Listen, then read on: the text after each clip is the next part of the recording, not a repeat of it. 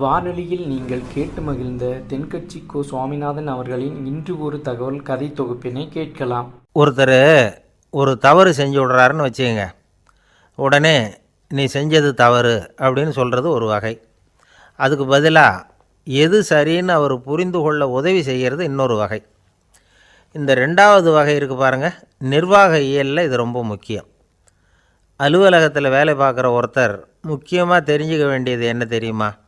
சக ஊழியர்கள்கிட்ட எப்படி பழகணும், மேலதிகாரிகள்கிட்ட எப்படி பழகணும், தனக்கு கீழே வேலை செய்கிறவங்கக்கிட்ட எப்படி பழகணும், வாடிக்கையாளர்கள்கிட்ட எப்படி பழகணும், இவங்க எல்லார்கிட்டையும் செம்மையான உறவை ஏற்படுத்திக்கிறது எப்படி, இதையெல்லாம் சொல்லிக் கொடுக்குற பாடம்தான் இன்டர் பர்சனல் ஸ்கில், திறமையான உறவு அப்படிங்கிறது. எந்த வேலையில் இருந்தாலும் சரி, இந்த உறவுகளை வளர்க்கும் திறன் உள்ளவங்க சீக்கிரம் முன்னுக்கு வந்துடுறாங்க. மற்றவங்கக்கிட்ட உறவை பலப்படுத்திக்கிறது எப்படி அப்படின்னு தெரிஞ்சுக்கிட்டோம்னா எந்த ஒரு தடையையும் சுலபமாக தாண்டி செய்கிற தொழிலில் முன்னுக்கு வந்துடலாம். ஹார்வர்டு பல்கலைக்கழகத்தில் ஒரு கணக்கெடுப்பு பண்ணி பார்த்தாங்களாம். பார்க்குற வேலையில் எது மாதிரி குணாதிசயம் உள்ளவங்க வேகமாக முன்னுக்கு வர்றாங்க அப்படின்னு தெரிஞ்சுக்கிறதுக்காக இந்த கணக்கெடுப்பு. வெவ்வேறு துறையில் வேகமாக முன்னுக்கு வந்திருக்கிற பல பேரை சந்தித்து இந்த சர்வேயை நடத்தியிருக்கிறாங்க. அவங்க கண்டுபிடிச்சி சொல்லியிருக்கிற உண்மை என்ன தெரியுமா? ஒருத்தர் ஒரு வேலையில் இருந்தால் அது சம்பந்தப்பட்ட சப்ஜெக்ட் பற்றிய அறிவு 35% இருந்தால் போதுமா. ஆனால் உறவுகளை வளர்க்கக்கூடிய திறன், இன்டர் பர்சனல் ஸ்கில்லு 65% வேணும். இப்படி உள்ளவங்க சீக்கிரம் முன்னுக்கு வந்துடுறாங்களாம். அதனால் ஒருத்தருக்கு வேலை சரியாக புரியலைன்னா கூட விவரமாக மற்றவங்கக்கிட்ட பழகிறது எப்படின்னு புரிஞ்சால் போதும், அவர் முன்னுக்கு வந்துடலாம்.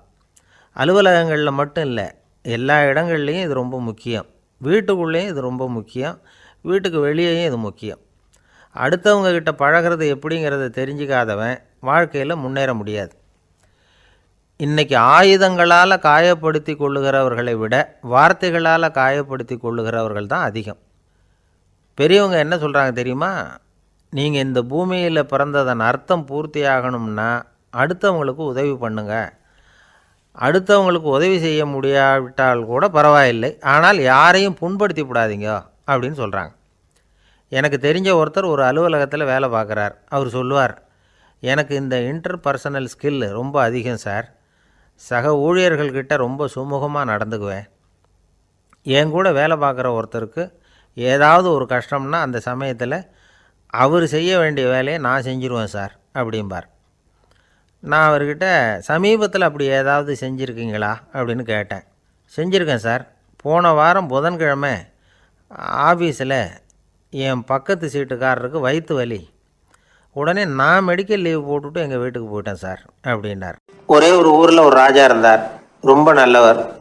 ஒரு நாள் அரண்மனையில் விசாரணை நடந்துக்கிட்டு இருக்குது. அதில் ஒரு வழக்கு. ஒரு விவசாயி புகார் கொடுக்குறார். என்ன புகார்னா, அவர் வயலில் ஆடுகள் மேய்ஞ்சி பயிரை அழிச்சுட்டுது.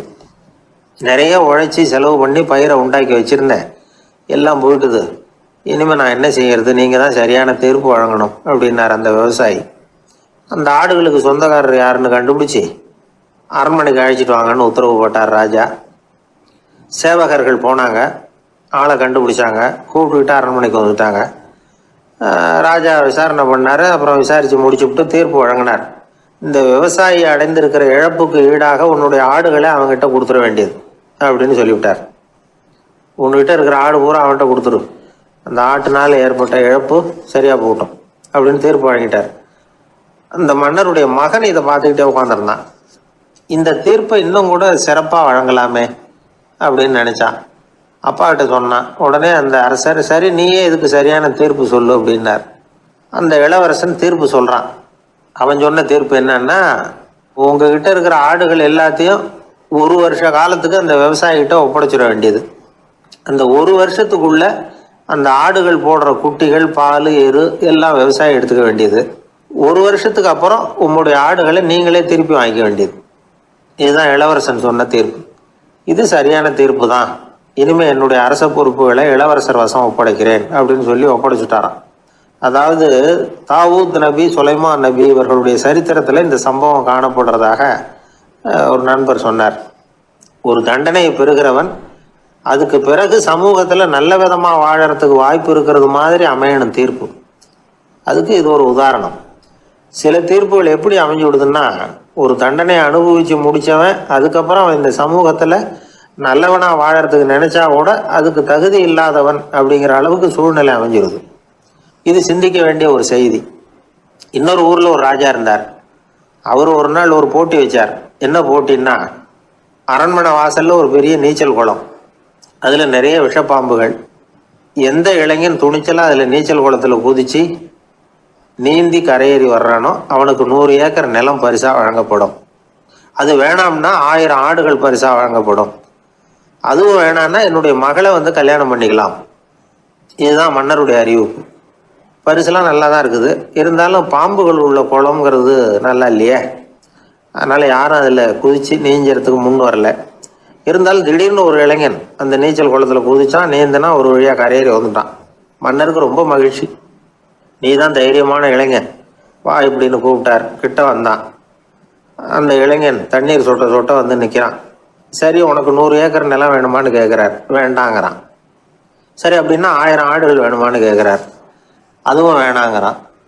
ஓ, அப்படின்னா என் பொண்ணை கல்யாணம் பண்ணிக்கிறியா அப்படின்னு கேட்குறாரு. அதுவும் வேணாங்கிறான். ராஜாவுக்கு ஒன்றும் புரியல. அப்படின்னா உனக்கு என்னதான் வேணும் அப்படிங்கிறார். என்னை பிடிச்சி இந்த குளத்துல தள்ளி விட்டவன் யாருங்கிறது எனக்கு தெரியணும் அப்படின்னு. அன்பா இருக்கணும்னு அநேக பெரியவங்க சொல்லியிருக்கிறாங்க. நாமளும் அதை கேட்டுவிட்டு அன்பு காட்டுறதுக்கு தயாராக தான் இருக்கிறோம். அதை வாங்கிறதுக்கு தான் ஆளை காணும். இருந்தாலும் அன்புல எத்தனையோ வகை உண்டு. அதை சரியாக புரிஞ்சுக்கிட்டு அதுக்கப்புறம் அன்பு காட்ட ஆரம்பிக்கணும். வகையை புரிஞ்சிக்காமல் அன்பு காட்டினா வம்புல மாட்டிக்க வேண்டியது தான். அன்புன்னா சாதாரணமாக நினச்சி விடாதீங்க. அதில் எவ்வளோ விதம் தெரியுமா? இரக்கம், கருணை, காருண்யம், பந்துத்துவம், பட்சம், பாசம், நேசம், விசுவாசம், அபிமானம், காதல், பக்தி, இப்படி பல விதமாக அதை பற்றி சொல்லி வச்சிருக்கிறாங்க பெரியவங்க. இந்த வார்த்தைகள்லாம் நாம் கேள்விப்பட்டது தான். இருந்தாலும் அதுகளுக்குள்ள என்ன வித்தியாசம்னு கேட்டால் சரியாக சொல்ல தெரியாது. அதனால் இந்த வார்த்தைகளுக்கெல்லாம் பெரியவங்க என்ன விளக்கம் சொல்கிறாங்கன்னு இப்போ பார்க்கலாம். எளியவர்கள் மேலே செலுத்துகிற அன்பு இருக்கு பாருங்க, அதுக்கு இரக்கம்னு பேர். அறிவு பலம், சரீர பலம், இது ரெண்டும் இல்லாதவங்க மேலே, அதாவது வலிமையற்றவர்கள் மேலே செலுத்துகிற அன்பு இருக்கு பாருங்க, அதுதான் கருணை. எறும்புலேருந்து யானை வரைக்கும் சகல ஜீவராசிகள் மேலேயும் காட்டுற அன்புக்கு காருண்யம்னு பேர், ஜீவகாருண்யம். சிவி சக்கரவர்த்தி காட்டின அன்பு இந்த ரகம். உறவினர்கள், சொந்தக்காரங்க, அவங்க வசதியாக இருந்தாலும் வறுமையில் இருந்தாலும் வித்தியாசம் இல்லாமல் காட்டுற அன்பு இருக்கு பாருங்க, அதுக்கு பேர் பந்துத்துவம். ஒரு எஜமானன் வேலையாள்கிட்ட காட்டுற அன்பு இருக்கு பாருங்க, அதுக்கு பேர் தான் பட்சம். அவனும் தன்னை மாதிரி மனுஷன்தாங்கிற நினைப்பு வேணும். ஒரு தாய் தன்னுடைய குழந்தை மேலே, ஒரு குழந்தை தன்னுடைய தாய் மேலே செலுத்துகிற அன்புக்கு பாசம்னு பேர். ஈருடல் ஓர் உயிர்னு நினைக்கிறது இது. ராமரும் கௌசலையும் இதுக்கு உதாரணம். தம்மை ஒத்த நண்பர்கள் கிட்ட செலுத்துகிற அன்புக்கு நேசம்னு பேர். வயசு, செல்வம், அந்தஸ்து, இந்த வித்தியாசமெல்லாம் பார்க்காம அவங்க சுக துக்கத்தில் சமபங்கு எடுத்துக்கிறது இது. கிருஷ்ணன் குசேலர்கிட்ட காட்டினது இந்த ரகம். வேலை செய்கிறவன் முதலாளிகிட்ட காட்டுற அன்புக்கு விசுவாசம்னு பேர். தேசத்து மேலேயும் தாய்மொழி பேர்லையும் செலுத்துகிற அன்புக்கு அபிமானம்னு பேர். தேசாபிமானம்னு சொல்கிறோமே, இதுதான். ஒரு கணவன் மனைவி பேரில் காட்டுற அன்புக்கு காதல்னு பேர். கடவுள் பேரில் செலுத்துகிற அன்புக்கு பக்தின்னு பேர். இப்படி அன்புல பல ரகம் இருக்கிறப்போ அதில் உள்ள வித்தியாசம் தெரியாமல் இடம் மாற்றி அன்பு காட்டினா இடைஞ்சல் தான். சரி, இந்த அன்பை பற்றி விஞ்ஞானம் என்ன சொல்லுது தெரியுமா? இதயத்தை பாதுகாக்கிறதுக்கு முக்கியமாக தேவைப்படுற ஒன்று இந்த அன்பு தான்னு சொல்லுது. நெதர்லாந்து விஞ்ஞானிகள் இதை ஆராய்ச்சி பண்ணியே கண்டுபிடிச்சிருக்கிறாங்க. கொஞ்சம் முயல் குட்டிகளை 2 பிரிவாக பிரித்தாங்க. 2 குரூப்புக்கும் கொழுப்பு அதிகமாக உள்ள ஆகாரத்தையே கொடுத்துக்கிட்டு வந்தாங்க. ஆனால் ஒரு குரூப்புக்கு வெறுமன ஆகாரத்தை கொடுத்ததோட சரி, இன்னொரு குரூப்பு முயல்களுக்கு ஆகாரம் கொடுத்ததோடு நிறுத்திக்கல. அதுக்கு முன்னாடி கூண்டுகளை திறந்து விட்டு முயல்களை கொஞ்ச நேரம் எடுத்து கொஞ்சி விட்டு அதுக்கப்புறமா ஆகாரம் கொடுத்தாராம் ஆராய்ச்சியாளர். இந்த குரூப்புக்கு இதய பாதிப்பு 60% குறைச்சலாக இருந்துதான். சில நோயாளிகளுக்கு ஹார்ட் அட்டாக் வந்தாலும் அதை தாங்கிக்கிட்டு குணமாகிற சக்தி அதிகமாக இருக்குது. இது எப்படின்னு ஆராய்ச்சி பண்ணி பார்த்துருக்குறாங்க. அவங்கெல்லாம் மனைவி தன் பேரில் ரொம்ப அன்பாக இருக்கிறதாக நினைக்கிறவங்களாம் இருக்கிறாங்களாம். இதய நோயாளிகள் பல பேரை சந்தித்து இதய நோய் ஏற்பட என்ன காரணம்னு கேட்டிருக்கிறாங்க. அவங்க சொன்ன காரணம்லாம் சாப்பாடு சம்மந்தமாக இல்லையா, மனைவி அன்பா இல்லை, இப்படிப்பட்ட காரணத்தை தான் சொல்கிறாங்களாம். அதனால் இதயத்தை பாதுகாக்கணும்னு நினைக்கிறவங்க அடுத்தவங்க அன்பாக இருக்கிறது மாதிரி பார்த்துக்குங்க, அதுதான் முக்கியம். ஒருத்தர் முகம் பூரா பிளாஸ்டரி போட்டுக்கிட்டு வந்தார், ரொம்ப கோபமா. என்னங்க ஆச்சுன்னு விசாரித்தேன். எல்லாம் உங்களால் தான் சார்னார். விவரமாக சொல்லுங்களேன். என்ன உங்கள் தகவலை கேட்டுட்டு ஒரு பூனைக்குட்டியை கையில் எடுத்தேன், அன்பாக அதை தடவி கொடுக்கறதுக்காக. ஆனால் அது முந்திக்கிட்டது, அது என் முகத்தை தடவி கொடுத்துட்டுது. முகம் பூரா நகை கீறல், அதுதான் இப்படி அப்படின்னார். அன்புல அறிவு சேராததுனால வந்த கோளாறு இது. சீடன் வெளியூர் புறப்படுறதுக்கு தயாரா இருந்தான். ரொம்ப தூரம் போக போறான். திரும்பி வர நாளாகும். புறப்படுறதுக்கான ஆயத்த வேலைகள்ல ஈடுபட்டு இருந்தான். அந்த சமயம் பார்த்து இன்னொரு சீடன் அவங்கிட்ட வந்தான். நம்ம குரு உன்னை அழைச்சிட்டு வர சொன்னார், வா அப்படின்னு கூப்பிட்டான். இவன் உடனே புறப்பட்டு போனான். குருநாதரை பார்த்தான். அவர் காலில் விழுந்து வணங்கினான். வணங்கிவிட்டு எழுந்திரிச்சான். அவ்வளவுதான். குரு ஏதாவது உபதேசம் பண்ணுவாருன்னு எதிர்பார்த்தான். ஆனா நடந்தது என்ன தெரியுமா? குரு அவனுக்கு ஓங்கி ஒரு அடி கொடுத்தார். எதிர்பாராம இந்த அடியை வாங்கினதும் அந்த சீடன் அதிர்ந்து போயிட்டான். பக்கத்துல இருந்த மற்ற சீடர்களும் திகைச்சு போய் நின்னுட்டாங்க. அடி வாங்கின சீடனுக்கு மனசுக்குள்ள குழப்பம். நாம என்ன தப்பு பண்ணணும்? புறப்படுற நேரத்துல இப்படி குரு கிட்ட அடி வாங்குற மாதிரி ஆயிட்டுதே அப்படின்னு நினைச்சு மனசுக்குள்ள ரொம்ப வேதனைப்பட்டான். கொஞ்சம் துணிச்சலை வரவழைச்சுக்கிட்டு குருநாதர்கிட்டயே கேட்டுட்டான், சுவாமி, நான் என்ன தப்பு பண்ணினேன்? என்னை இப்படி அடிச்சுட்டீங்களே, ஒரு வார்த்தை கூட உங்களை எதிர்த்து நான் பேசினது இல்லையே, இவ்வளவு காலமா உங்க விருப்பத்துக்கு விரோதமா ஒரு காரியம் கூட நான் செஞ்சது இல்லையே, வந்ததும் வராததுமா ஒண்ணுமே சொல்லாம என்ன அடிச்சுட்டீங்களே, குருவே, நான் செஞ்ச குற்றம் தான் என்ன அப்படின்னு கண்ணீரோட பரிதாபமா கேட்டானா அந்த சீடன். ஆனா அந்த குரு முகத்துல கொஞ்சம் கூட கோபம் இல்லை. அவர் சிரிச்சுக்கிட்டே நின்றுகிட்டு இருந்தாராம். அதுக்கப்புறம் சொன்னாராம், என்னுடைய அருமை சீடனே, நீ ஒரு தவறும் பண்ணல. நான் உன்னை அடிச்சது நீ ஏதோ தப்பு பண்ணிவிட்டேங்கிறதுக்காக இல்லை. நீண்ட பயணம் போக போறேன். ஞாபகமா ஏதாவது கொடுத்து அனுப்ப வேணாமா?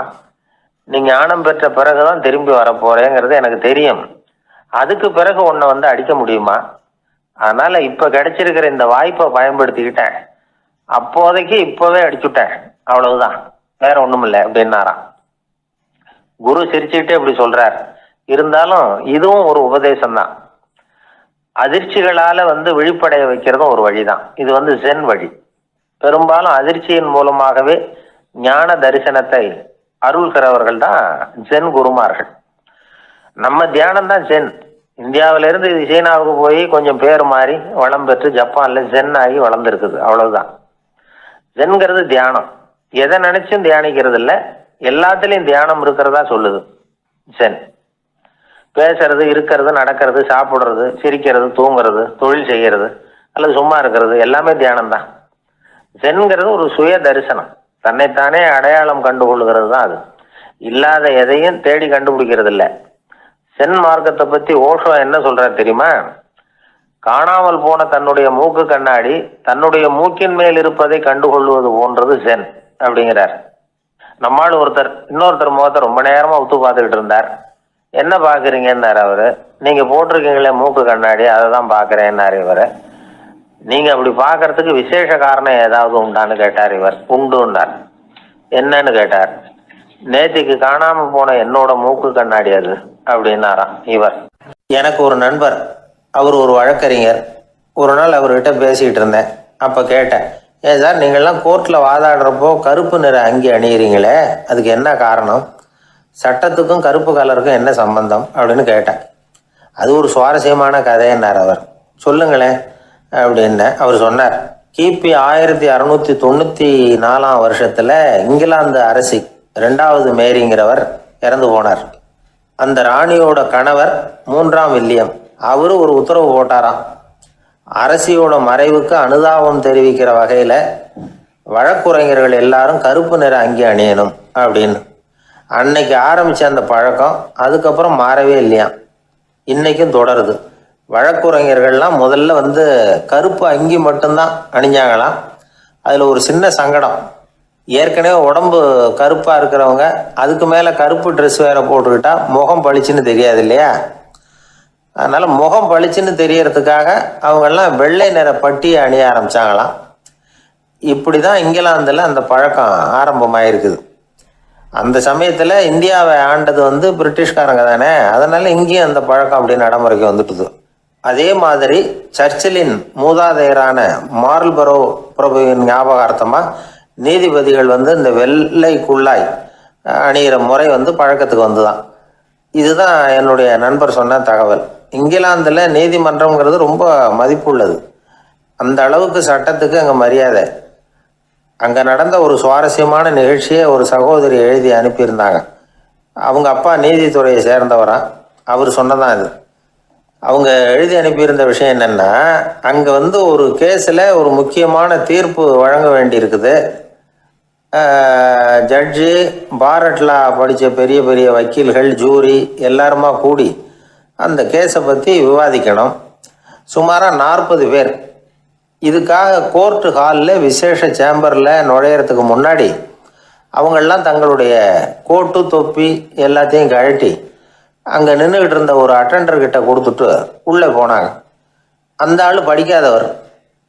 அவர் ஒவ்வொருத்தர் கொடுக்குறதையும் வாங்கி அங்கே அப்படியே ஒரு இடத்துல அடுக்கி வைக்கிறார். அப்படியே வாங்கி உள்ளே வச்சுக்கிட்டு இருக்கிறார் ஒவ்வொரு இடத்துல. அது அவரோட வேலை. உள்ளே போன ஜட்ஜி, வக்கீல், ஜூரி எல்லாரும் ரொம்ப நேரமாக அந்த கேஸை பற்றி விவாதிக்கிறாங்க. ஒரு நாள் பூரா ஆயிட்டுது. அவ்வளவு தீவிரமாக அக்கு வேறு ஆணி வேறையை பிச்சு உதறி இருக்கிறாங்க. ஒரு வழியாக 13 மணி நேரம் கழித்து வெளியில் வந்திருக்கிறாங்க. ஒவ்வொருத்தராக வர வர அந்த அட்டெண்டரும் அவங்கவுங்க கோட்டு தொப்பியை அவங்கக்கிட்ட எடுத்து ரொம்ப மரியாதையாக திருப்பி கொடுத்துக்கிட்டு இருக்கிறார். கடைசியாக ஜட்ஜ்மெண்ட்லாம் எழுதி முடிச்சுட்டு ரொம்ப திருப்தியோடவும் களைப்போடவும் வெளியில் வந்துக்கிட்டு இருக்கிறாராம். இந்த ஆள் அவருடைய மேல் கோட்டையும் தொப்பியையும் எடுத்து அவர்கிட்ட ரொம்ப மரியாதையோடு நீட்டினாராம். ஜட்ஜுக்கு ரொம்ப ஆச்சரியம். இந்த ஆள் எப்படி இவ்வளவு பேரோட கோட்டு தொப்பி எல்லாத்தையும் ஞாபகம் பேசாமல் திருப்பி கொடுக்குறார் அப்படிங்கிறது அவருக்கு ஆச்சரியம். அதனால் அவர் அந்த ஆளை பார்த்து கேட்டாராம், ஏப்பா இந்த கோட்டை கொடுக்குறியே, இது என்னோடது தானா, என்னோடது தான்னு உனக்கு எப்படி தெரியும் அப்படின்னாராம். இதுக்கு அந்த பியூனு ரொம்ப பதவிசா பதில் சொன்னாராம், ஐயா இந்த கோட்டு ஹேட்டை வந்து உங்ககிட்ட வாங்கி மாட்டினேன், இப்போ திரும்ப உங்ககிட்ட தரணும், தந்துட்டேன், இதுதான் என்னோட வேலை. மற்றபடி இது உங்களோடதா இல்லையா அப்படிங்கிறதெல்லாம் எனக்கு தெரியாதுங்க அப்படின்னார். ஊரில் ஒரு ஞானி இருந்தார். ஒரு நாள் அவரை தேடிட்டு ஒருத்தர் வந்தார். வந்தவர் ஞானியை பார்த்து ஒரு கேள்வி கேட்டார். ஐயா உங்களுடைய சாதனை என்ன? இதுதான் அவர் கேட்ட கேள்வி. இதை கேட்டதும் அந்த ஞானி நிமிர்ந்து இவரை பார்த்தார். அப்புறம் சொன்னார், அது ஒன்றும் பெரிய விஷயம் இல்லை, அது ரொம்ப எளிமையான ஒன்று. எப்போ எனக்கு பசிக்குதோ அப்போ நான் சாப்பிட்ருவேன், எப்போ எனக்கு தூக்கம் வருதோ அப்போ நான் தூங்கிடுவேன், அவ்வளவுதான் அப்படின்னார். கேள்வி கேட்டவர் ஒரு மாதிரி ஆயிட்டார். ஐயா இதே தானே நாங்களும் செய்கிறோம், இதில் என்ன அதிசயம் இருக்கு அப்படின்னார். இப்போ அந்த ஞானி சொன்னாராம், இங்கே தான் நீங்கள் தப்பு பண்ணுறீங்க அப்படின்னாராம். அப்படியான்னார் இவர். ஆமாம் அப்படின்னாராம். நீங்கள் செய்கிற தவறு எனக்கு புரியுது. ஏன்னா நான் வந்து உங்களை மாதிரி நான் வந்து வாழ்ந்து பார்த்துருக்குறேன். அதனால என்னுடைய அனுபவத்தில் உங்களுக்கும் எனக்கும் உள்ள வித்தியாசத்தை உணர முடியுதுன்னாராம். என்ன சொல்றீங்க, எனக்கு ஒன்றும் புரியலையேன்னாரா இவர். இதை பாருங்க, சாப்பிட்றதுங்கிறது நாம 2 பேருக்கும் பொதுவான ஒரு காரியம்தான். ஆனா நீங்க சாப்பிட்றதுக்கும் நான் சாப்பிட்றதுக்கும் வித்தியாசம் இருக்கு அப்படின்னாராம். என்ன வித்தியாசம்னு கேட்டிருக்கார். நீங்க பசி இல்லாத பொழுது சாப்பிட்றீங்க, இப்போ சாப்பிட்ற நேரம் வந்துட்டுது அப்படிங்கிறதுக்காக சாப்பிட்றீங்க.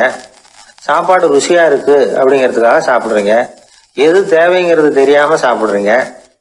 அது மாதிரி தூக்கமும் உங்களுக்கு ஒரு பழக்கமா போட்டுது. இப்போ இது தேவையா இல்லையா அப்படிங்கிறத பத்தி நீங்க யோசிச்சு பாக்குறது இல்ல. சாப்பிடும் பொழுது 1000 வேலைகளை மனசுல நினைச்சுக்கிட்டு இருப்பீங்க, அதனால அது சாப்பிடுதலா இருக்காது. அதே மாதிரி நீங்க தூங்கும் பொழுதும் அது தூங்குதலா இருக்காது. ஏகப்பட்ட கனவுகள் வரும். உங்க மனசு மேலும் மேலும் கனவுகளை உருவாக்கி கொண்டே இருக்கும். அதனால எனக்குள்ள நடக்கிறது வேற மாதிரி, நீங்க நினைக்கிறது மாதிரி இல்ல. எனக்குள்ள நடக்கிறது எப்படின்னா, நீங்க செய்யறது மாதிரி இல்ல. தூக்க உணர்வு வந்த உடனே தூங்குதல் மட்டுமே நடைபெறும். அதுதான் என்கிட்ட நடக்கிறது அப்படின்னாராம் அந்த ஞானி. இப்போ வித்தியாசம் புரியுதா? அந்த ஞானி சாப்பிட்றத அனுபவிக்கிறார், அது எக்ஸ்பீரியன்ஸ். நாம அப்படி இல்லை, மனம் போன போக்கில் சாப்பிட்றோம். இது இன்டெலிஜிங். இது ரெண்டுலேயும் வந்து செயல்ல வேறுபாடு இல்லை, விழிப்புணர்வுல தான் வேறுபாடு இருக்கு. அவர் சாப்பிடும் பொழுது ஒரு சாட்சி மனோபாவத்தோட சாப்பிடுறார். எவ்வளவு தேவையோ அவ்வளவுதான் சாப்பிட்றாரு. ஏன்னா அவருடைய விழிப்புணர்வு முழுமையா செயல்படுது. அதனால அவர் சாப்பிடும் பொழுது நம்மை விட மகிழ்ச்சியா இருக்கிறார். நாம அப்படி இல்லை, வயிற்றை நிரப்புறதுக்காக சாப்பிடுறோம். இன்னும் சொல்ல போனா சாப்பிடும் பொழுது நாம அங்கேயும் இருக்கிறது இல்லை, எங்கேயோ போயிடுறோம். உடம்பு மட்டும்தான் அங்க இருக்கும். ஆனா ஞானி அப்படி இல்லை. அவர் சாப்பிடும் பொழுது சாப்பிடுதல் மட்டுமே இருக்கும். எந்த ஒரு செயலையும் விழிப்புணர்வோட செய்யலாம், மனம் போன போக்கிலையும் செய்யலாம். விழிப்புடன் செய்யறப்போ செய்யும் செயல் நம்ம அனுபவமாகிறது, அவ்வளவுதான். இதெல்லாம் பெரிய தத்துவம் மாதிரி தெரியும். இருந்தாலும் நாம புரிஞ்சுக்க வேண்டியது என்னன்னா, எந்த காரியத்தை செஞ்சாலும் அதுல முழு ஈடுபாடு வேணுங்கிறது முக்கியம். அந்த அளவுக்கு முதல்ல நம்மளை மாத்திக்கிட்டா போதும். ஆனா நம்ம ஆளுங்க அந்த அளவுக்கு இருக்கிறது இல்ல, எல்லாமே அரைக்குறை தான். கேட்டா ஞாபகம் மருதி. ஒருத்தன் என்ன பண்ணானா, விமான டிக்கெட் வாங்கிக்கிட்டு ரயில்வே ஸ்டேஷனுக்கு வந்துட்டான். அப்புறம் தான் புரிஞ்சுது தவறுதெல்லாம் இங்க வந்துட்டோங்கிறது. உடனே அவசரமா விமான நிலையத்தை நோக்கி ஓடி இருக்கிறான். அங்க போய் கவுண்டர்ல கேட்டிருக்கான், மேடம் நான் தவறுதலா ரயில்வே ஸ்டேஷனுக்கு போயிட்டேன், இப்ப விமானத்தையும் தவற விட்டுட்டேன், அடுத்த பிளைட்ல எனக்கு இதை மாத்தி தர முடியுமான்னு கேட்டிருக்கான். முடியாதுன்னாங்களாம் அந்த அம்மா. ஏன்னு கேட்டானா, ஏன்னா இப்ப நீங்க வந்திருக்கிறது பஸ் ஸ்டாண்டு அப்படின்னாங்களாம். மனிதர்கள்ல சில பேர் ரொம்ப வித்தியாசமா நடந்துக்குவாங்க. மற்றவங்களுக்கு அது ரொம்ப ஆச்சரியமா கூட இருக்கும். அந்த ஆள் ஒரு மாதிரி பார்த்து நடந்துக்கோ அப்படின்னு கூட சொல்றது உண்டு. இவங்களை பார்த்து நாம பித்து குளியும்போம். உளவியல் இவங்களை எக்ஸென்ட்ரிக்ஸ் அப்படின்னு சொல்லுது. இவங்களை மனநோயாளிகள்னு தவறா புரிஞ்சுக்க கூடாது. அவங்க வேற இவங்க வேற. எக்ஸென்ட்ரிக்ஸ் பத்தின சில விவரங்கள் ஒரு புத்தகத்துல இருக்கு. அதாவது ஸ்காட்லாந்துல ஒரு உளவியல் மருத்துவர் அதை எழுதியிருக்கிறார். அவர் பேரு டாக்டர் டேவிட் வீக்ஸ். அவருக்கு ஒரு உதவியாளர் இருந்தாராம். அவர் பேரு கேட் வுட். இவங்க 2 பேரும் சேர்ந்து இங்கிலாந்து பூரா சுத்தி பார்த்துருக்காங்க. 3 வருஷம் சுத்தினாங்களாம். நான் சொன்னது மாதிரி ஒரு மாதிரியா இருக்கிற ஆசாமிகள் பல பேரை சந்திச்சு பேசி அவங்கள பத்தி ஆய்வுலாம் நடத்தி இருக்கிறாங்க. அப்படி நடத்தி அதை ஒரு புஸ்தகமாக எழுதியிருக்கிறாங்க. நிறைய பேசி பார்த்துட்டு அவங்க சொல்லியிருக்கிறத கேட்டால் ரொம்ப ஆச்சரியமாக இருக்குது. நாம் இவங்களை பார்த்து பித்துக்குழிங்கிறோம், எக்ஸென்ட்ரிக்ஸ் அப்படின்னு சொல்கிறோம், கிண்டல் கூட பண்ணுறோம். ஆனால் அவங்களோட அறிவு ரொம்ப தெளிவானதான். இந்த ஆராய்ச்சியாளர்கள் சொல்கிறாங்க. அவங்க உடல் நலமும் ரொம்ப நல்லா இருக்குதான், உடம்புலையும் எந்த கோளாறும் இல்லையா. அவங்களுக்கு மகிழ்ச்சியும் அதிகமாக, ஆயுளும் அதிகமாக. அவங்களில் பல பேர் என்ன சொல்கிறாங்கன்னா, நீங்கள் நினைக்கிறது மாதிரி இல்லை நாங்கள், ஆனால் நாங்கள் மற்றவங்கள்லேருந்து வேறுபட்ட தன்மை உள்ளவங்க அப்படிங்கிறத ஒத்துக்கிறாங்களாம். இந்த உலகம் பிறந்ததுலேருந்தே இப்படிப்பட்ட வித்தியாசமான ஆசாமிகளும் பிறந்திருக்கிறாங்க. சரி, அப்படிப்பட்டவங்க எப்படி இருப்பாங்க? இப்போ ஒரு மகாராஜா தன்னோட நாய்க்கு லட்சக்கணக்கில் பணம் செலவு பண்ணி கல்யாணம் பண்ணி வச்சிருக்கிறார். ஒரு கோடீஸ்வரர் தான் வளர்த்துக்கிட்டு இருந்த பூனைகளுக்கு தன்னோட சொத்து பூராவும் எழுதி வச்சிருக்கிறார். இது மாதிரி ஒருத்தர் 2 பேர் இல்லை, நிறைய பேர் உண்டு. சில பேர் எப்படி தெரியுமா, அவங்களுக்கு வசதியில் எந்த குறையும் இருக்காது. வீடு, காரு, பணம் எல்லாம் தாராளமாக இருக்கும். அப்படி இருந்தாலும் அவங்கக்கிட்ட ஒரு பழக்கம் இருக்கும். யாராவது ஒரு நண்பர் வீட்டு விசேஷத்துக்கு போயிருப்பார், இல்லைன்னா ஒரு கடைக்கு போயிருப்பார். அவங்க ரொம்பவும் மரியாதையாக வரவேற்று எல்லாம் பண்ணிகிட்டு இருப்பாங்க. ஆனால் இவர் அவங்களுக்கு தெரியாமல் ஏதாவது ஒரு பொருளை திருடி பாக்கெட்டில் போட்டுட்டு வந்துடுவார். அப்படி வந்தால் தான் இவருக்கு திருப்தி.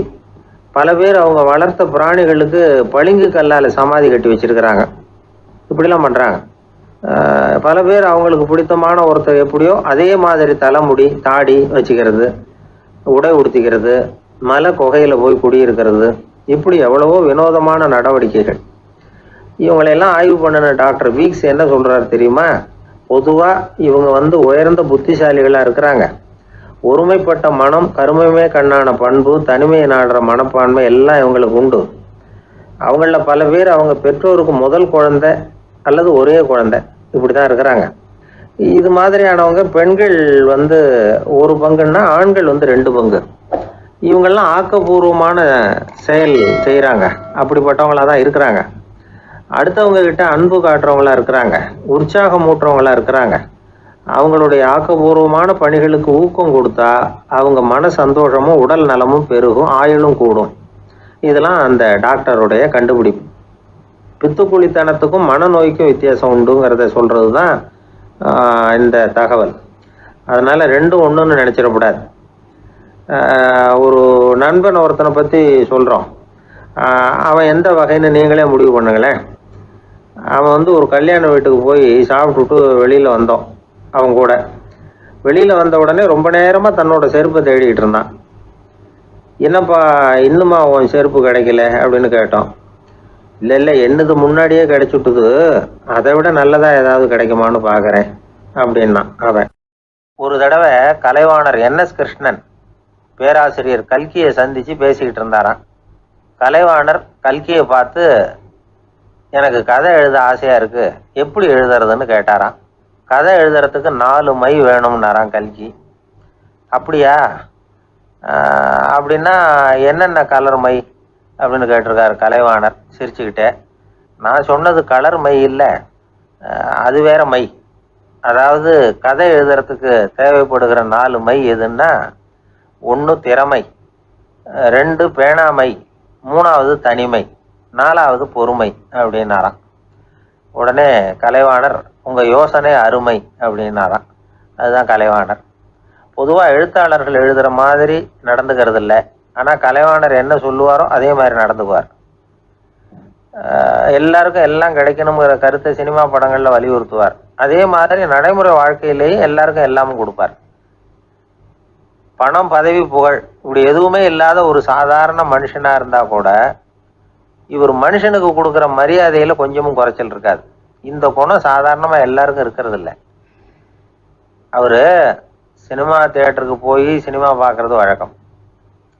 அவர் வந்திருக்கிறாருங்கிறது தெரிஞ்சால் போதும், வெளியில் பிச்சைக்காரங்க வந்து கூடிடுவாங்க. இது அவருக்கு தெரியும். வெளியில் நம்மளை நம்பி ஒரு கூட்டம் காத்துக்கிட்டு இருக்குமேன்னு நினைப்பார். உடனே ஒரு 100 ரூபா நோட்டை கொடுத்து சில்லறையாக மாற்றிட்டு வர சொல்லுவார். படம் முடிஞ்சு வெளியில் வர்றப்போ சில்லறையோடு வருவார். எல்லாருக்கிட்டையும் கொடுத்துருவார். ஏன்னா எல்லாரும் தேடிட்டு வருவாங்க அவரை. என்ன எல்லாரும் சௌக்கியமாக இருக்கிறீங்களா அப்படின்னு பிரியமாக விசாரிப்பார். ஏதோ ரொம்ப நெருங்கின சொந்தக்காரங்களை விசாரிக்கிறது மாதிரி விசாரிப்பார். தன்கிட்ட இருக்கிற சில்லறையை எல்லாருக்கும் சமமாக பிரித்து கொடுத்துட்டு தான் அங்கேருந்து புறப்படுவார். ஒரு நாள் அது மாதிரி புறப்படுற சமயத்தில் ஒரு சின்ன பையனுக்கு சில்லறை எதுவும் கிடைக்கல கொடுக்கறதுக்கு. இது கலைவாணருக்கு தெரியாது. காரில் ஏறி புறப்பட்டு போயிட்டார். அந்த பையன் காரை பிடிச்சிக்கிட்டு பின்னாடியே ஓடியாந்துருக்கிறான். ஐயா, நீங்களே இல்லைன்னு சொன்னால் நான் என்ன பண்ணுறது, இன்னைக்கு பட்னி தான், அம்மாவுக்கு வேற உடம்பு சரியில்லை அப்படின்னு கத்திக்கிட்டே ஓடியாந்தானா. கலைவாணர் கவனிச்சுட்டார். உடனே காரை நிறுத்த சொன்னார். இறங்கினார். அந்த சின்ன பையனை கட்டி பிடிச்சிக்கிட்டு, என்னை மன்னிச்சுக்கப்பா, நான் கவனிக்காமல் வந்துட்டேன் அப்படின்னு சொல்லி அழ ஆரம்பிச்சுட்டாராம். இன்னொரு தடவை இதே மாதிரி ஒரு தியேட்டர்லேருந்து வெளியில் வந்திருக்கிறார். ஒரு ஆள் அவர்கிட்ட வந்து நின்றுருக்கார். அவர் கொடுக்கறதுக்கு இவர்கிட்ட பணம் இல்லை. பணம் இல்லையாப்பா அப்படின்னாராம். உங்ககிட்டே இல்லையா அப்படின்னாராம் அவர். கலைவாணருக்கு மனசு ரொம்ப சங்கடமாக போச்சு. உடனே புறப்பட்டு வீட்டுக்கு போனார். அங்கே இங்கே தேடி பார்த்து அங்கேருந்த கொஞ்சம் நெஞ்ச சில்லறையை எடுத்தார். காரு டிரைவரை கூப்பிட்டார். தியேட்டர் வாசலில் நின்றுக்கிட்டு இருந்த ஆசாமியோட அங்க அடையாளங்களை சொன்னார். காரை எடுத்துகிட்டு போய் அந்த ஆளை கண்டுபிடிச்சி இந்த காசை கொடுத்துட்டு வா அப்படின்னு அனுப்பி வச்சாராம். பிச்சை போடுறதுக்காக காரை அனுப்புனதாக வேற யாரை பற்றியாவது நீங்கள் கேள்விப்பட்டிருக்கிறீங்களா? அவர் ஒரு வித்தியாசமான மனிதர், வித்தியாசமான கலைஞர். கலைவாணரோட சகோதரர் கல்யாணம் நடந்தது. அதில் தியாகராஜ பாகவதர் கச்சேரி முடிஞ்ச உடனே அதில் சம்பந்தப்பட்ட கலைஞர்களுக்கெல்லாம் கலைவாணர் பரிசுகள் கொடுக்குறார். அந்த கச்சேரியில் கடம் வாசித்தவருக்கு மட்டும் மற்ற எல்லாருக்கும் கொடுத்ததை விட பெருசாக ஒரு வெள்ளிக்கோப்பையை பரிசாக கொடுத்தாராம். மற்றவங்களுக்கெல்லாம் சின்னதாக கொடுத்துட்டு கட வித்துவானுக்கு மட்டும் பெருசாக பரிசு கொடுக்குறீங்களே ஏன்னு கேட்டிருக்கிறாங்க. அதுக்கு கலைவாணர் விளக்கம் கொடுத்தாராம்.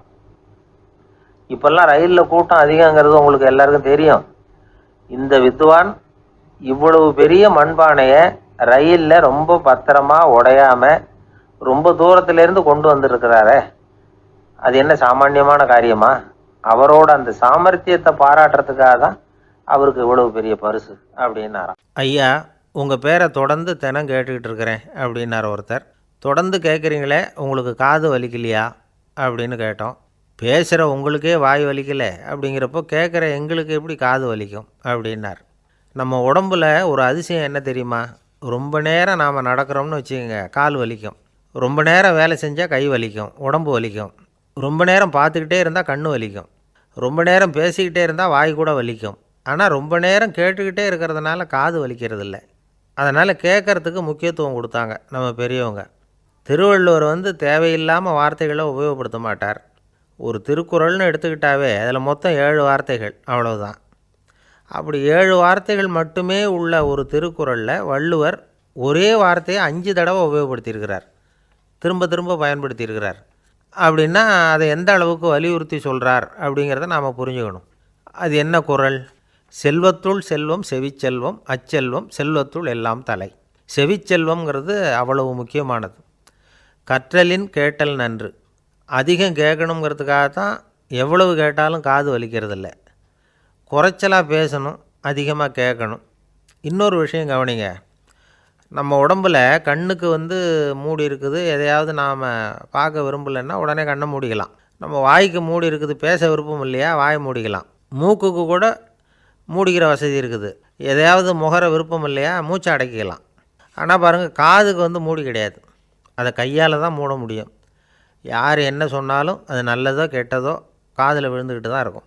அறிவு தான் நல்ல விஷயங்களை எடுத்துக்கிட்டு கெட்ட விஷயங்களை விட்டுடணும். நல்ல கருத்துக்கள் நம்ம காதில் நிறைய விழுந்துக்கிட்டே இருக்கணும், அதை கேட்டு நாம் நல்லபடியாக வாழணுங்கிறது தான் படைப்பின் விருப்பம். ஆன்மீகவாதிகள் கூட ஒன்று சொல்லுவாங்க, அதாவது ஆன்மீக பாதையில் நீங்கள் முன்னேறணும்னா முதல்ல சிரவணம் செய்யணும்பாங்க. அதாவது பெரியவங்க சொல்கிற நல்ல கருத்துக்களை கேட்கணும் அப்படின்னு அதுக்கு அர்த்தம். அதனால் யார் நல்ல கருத்துக்களை சொன்னாலும் அதை காது கொடுத்து கேளுங்க. இவ்வளவு கருத்துக்களையும் நம்ம நேயர் ஒருத்தர்கிட்ட சொல்லிகிட்டு இருந்தோம். அவரும் சரி சரின்னு தலையாடிக்கிட்டே இருந்தார். அப்புறம் சொன்னார், நீங்கள் சொல்கிறது சரிதான் சார், காதுக்கு மூடி இல்லைங்கிறது ரொம்ப சரி, அதனால தான் உங்கள் தகவல் கூட நாங்கள் விரும்புகிறோமோ இல்லையோ தினம் காதில் விழுந்துக்கிட்டு இருக்குது அப்படின்னார். எங்களுக்கு ரொம்ப பெருமையாக இருந்தது. அப்படியா அப்படின்னோம். ஆனாலும் என்ன மாதிரி சில பேர் நீங்கள் தகவல் சொல்கிற சமயத்தில் காதில் மூடி இல்லையேன்னு சொல்லி கவலைப்படுறதில்ல சார் அப்படின்னார். ஏன்னு கேட்டோம். காதை மூடுறதுக்கு தானே வசதி இல்லை, ரேடியோவை மூடுறதுக்கு வசதி இருக்குதுல்ல, அதனால் டக்குன்னு அதை மூடி வச்சுருவோம் அப்படின்னார்.